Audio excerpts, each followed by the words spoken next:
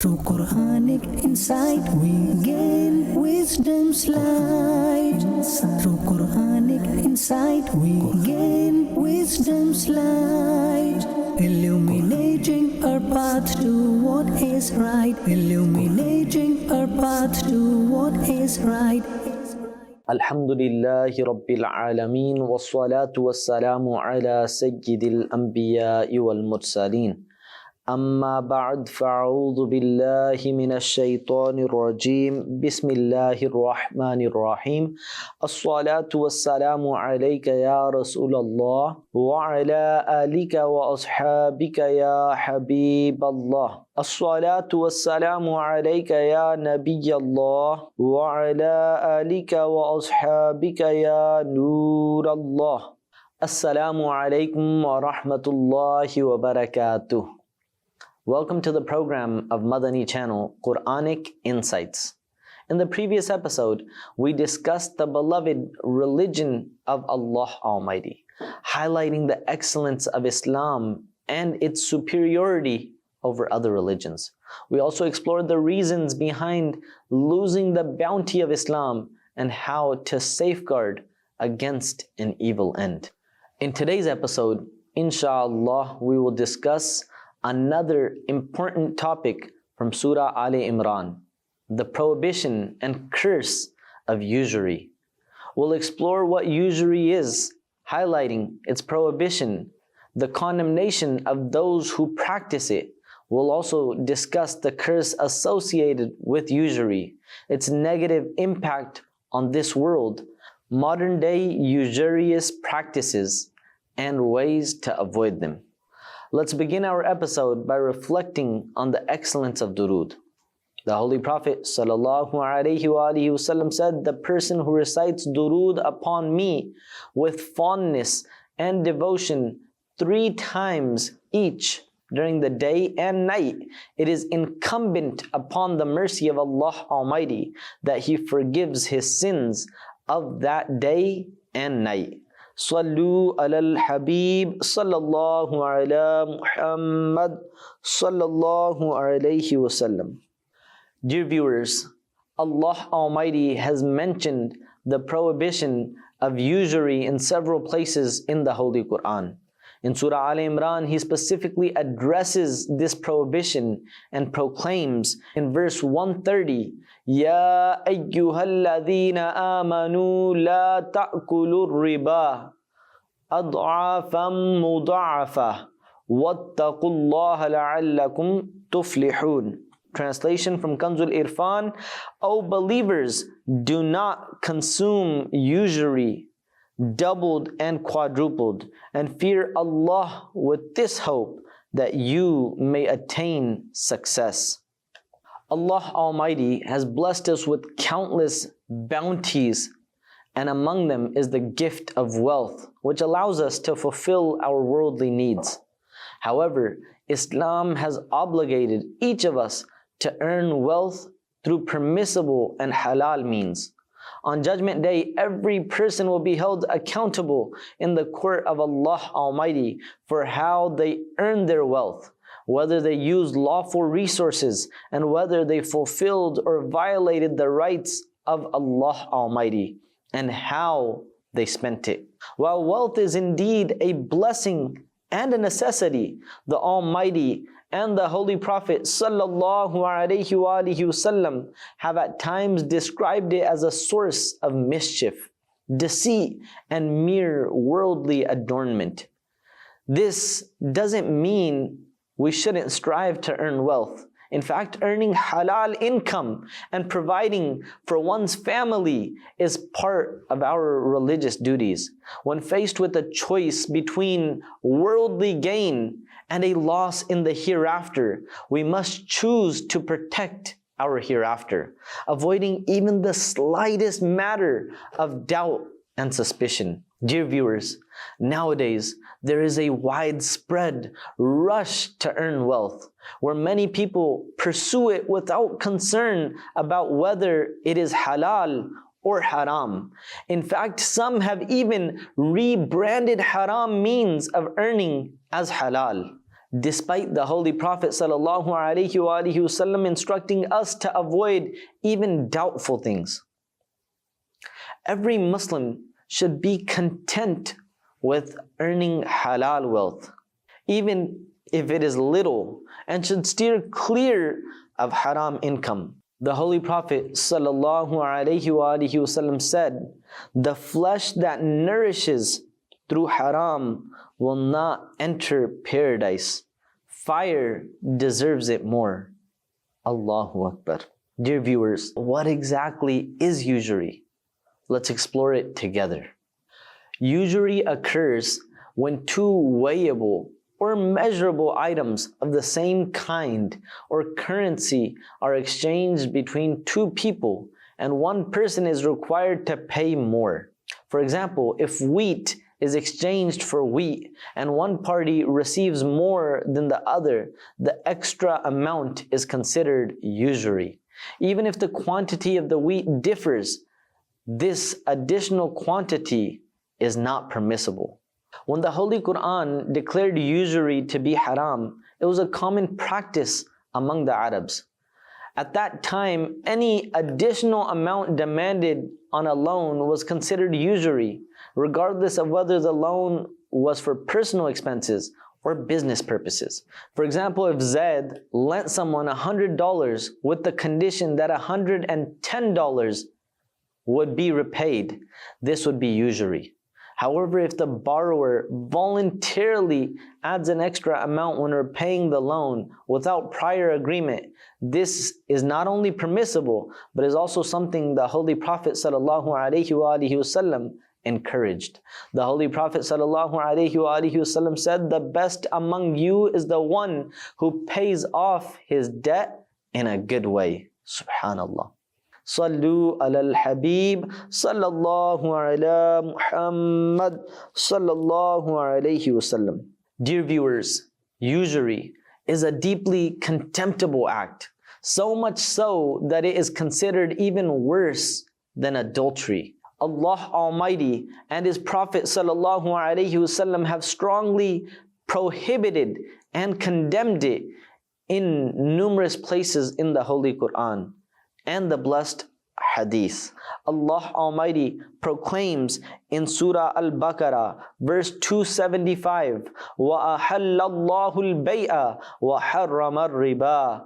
Translation from Kanzul Irfan, Allah has permitted trade and forbidden usury. Consuming usury is a grievous sin. Allah Almighty used stronger language against usury than for any other sin. The severity of this sin can be understood through ayahs 278 and 279 of Surah Al-Baqarah. Allah Almighty states, "Ya ayyuhalladhina amanu taqullaha wa dharu ma baqiya minar riba in kuntum mu'minin. فَإِن لَمْ تَفْعَلُوا فَأْذَنُوا بِحَرْبٍ مِّنَ اللَّهِ وَرَسُولِهِ." Translation from Kanzul Irfan, "O you who believe, fear Allah and relinquish what remains of usury if you are people of faith. So if you do not comply, then be certain of war from Allah and His Messenger." The Holy Prophet ﷺ declared usury to be worse than adultery. He ﷺ said that consuming just 1 dirham of usury knowingly is more grievous than committing adultery 36 times. Allahu Akbar. In another blessed hadith, the beloved Prophet ﷺ listed 7 destructive actions and said, "Stay away from 7 destructive things." When asked by his blessed companions, "Ya Rasulullah ﷺ, what are these things?" He ﷺ responded, "Associating partners with Allah Almighty, practicing sorcery, consuming usury, falsely accusing chaste women of adultery, misappropriating orphans' wealth, committing unlawful murder, and evading battle in the way of Allah Almighty." Dear viewers, Allah Almighty curses those who engage in usury, whether it is taken from the poor or the wealthy. This curse leads to loss in both this world and the hereafter. The Holy Prophet ﷺ warned usurers of severe punishments and said, during the night of Mi'raj, I saw people whose bellies were so swollen that they resembled rooms, in which there were snakes that could be seen from outside their bellies. I asked Jibreel, who are these people? He replied, they are usurers. In another blessed hadith, it is described that the angels of punishment will strike usurers with intensity, similar to how a person rides in a high fever. Allah Almighty will not accept any actions from those who engage in usury, and such individuals will remain under His displeasure and curse as long as they hold usurious wealth. The Holy Prophet ﷺ said, Allah Almighty will fill the stomach of a person with fire in proportion to the usury he has consumed. If a person earns wealth through usury, Allah Almighty will not accept any of his actions, and the usurer will remain under His displeasure and curse as long as he possesses even a single qirat of usurious wealth. Dear viewers, did you know that Allah Almighty remains displeased with those who engage in usury, and that none of their actions are accepted? In the hereafter, usurers will face such severe punishment that their stomachs will be filled with massive snakes. Even a small insect can make us feel extremely unwell. So imagine the torment of having huge snakes in our stomachs on Judgment Day. May Allah Almighty protect us all from the evil of usury. Dear viewers, not only does usury harm a person's hereafter, but it also negatively impacts society as a whole. It fosters evils such as greed, selfishness, and cruelty, and leads to economic crisis. The Holy Prophet ﷺ warned us about these societal issues, saying when usury spreads in a nation, it leads to widespread insanity. Sayyidina Abdullah ibn Mas'ud radiallahu anhu narrated that when adultery and usury become widespread in a community, Allah Almighty grants permission to bring about destruction to that community. Although people engaged in usurious transactions and accumulating wealth may provide themselves with every luxury and fulfill their desires, they cannot buy true satisfaction or inner peace with their money. True contentment of the heart is found only in the remembrance of Allah Almighty, as proclaimed in verse 28 of Surah Ar-Ra'd, "Ala bi dhikrillahi tatma'innul qulub." Translation from Kanzul Irfan, pay heed, only through the remembrance of Allah do hearts attain contentment. Indeed, a person involved in usury is often neglectful of the remembrance of Allah Almighty, which leads to disobedience and usurious dealings. To find true satisfaction and inner peace, it is essential to avoid usury and engage in the remembrance of Allah Almighty. Dear viewers, usury is detrimental to both the worldly life and the hereafter. In the hereafter, its greatest consequence is having to answer for it in the court of Allah Almighty with the grave misfortune of being cast into hell. The penalties for usury are severe. Additionally, usury brings several disadvantages in this world. Let's explore the negative impacts usury has on our daily lives. The first and most significant drawback of usury is that it removes blessings from a person's wealth. Even if it seems like the wealth is increasing, it fails to bring true comfort and satisfaction. As mentioned in a blessed hadith, although usury may appear to increase wealth, it actually leads to its decrease. Although a person may appear to benefit from usury with an increase in wealth, the reality is quite different. Allama Abdul Rauf Munawi rahmatullahi alayhi explains this blessed hadith by stating, usury may cause wealth to grow quickly, but due to the inherent destruction it brings to the usurer, that wealth ultimately diminishes and eventually comes to an end. A person involved in usury loses the sense of sacrifice, generosity, and empathy. Instead of helping those in need, a usurer often seeks to exploit others' misfortunes, compelling them to take out loans with interest. This exploitation hardens the usurer's heart, stripping away feelings of mercy. Even when someone in desperate need humbly approaches him, the usurer remains unfeeling, driven solely by the pursuit of profit. Consequently, the usurer misses out on the great reward associated with lending to those in need. According to a blessed hadith, a Muslim who provides loans to those in need will be granted the privilege of entering paradise through any door and receiving any bounty he desires. Subhanallah. Dear viewers, providing a loan to someone is a commendable act that pleases Allah Almighty and His beloved Prophet sallallahu alaihi wasallam. It's a gesture of kindness and support to fellow Muslims. However, a person involved in usury lacks this sense of mercy and generosity.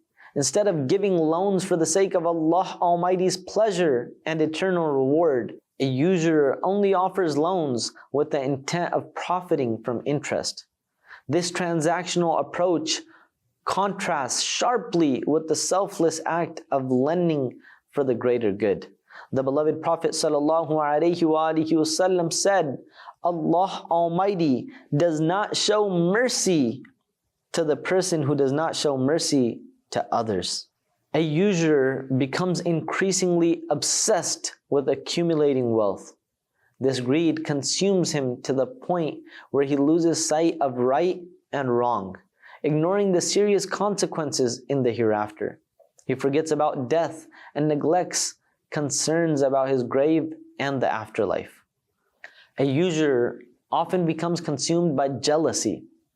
He wishes for the debtor to never succeed, fearing that if the debtor prospers, it could impact his own income. If the debtor flourishes and pays off the debt, the usurer's earnings will cease. This jealousy can be deeply damaging. The blessed hadith strictly advises us to avoid such jealousy, as it can lead to severe consequences.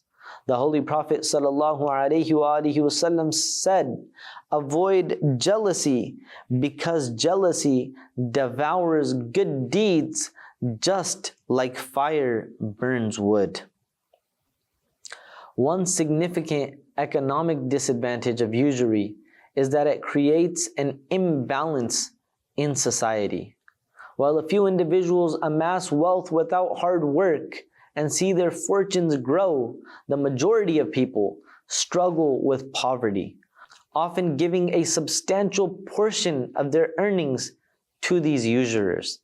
Essentially, a small group of wealthy individuals continues to grow richer, while the vast majority become increasingly impoverished. Dear viewers, usury is a grave sin with numerous warnings against it found in both the Holy Quran and the blessed Hadith.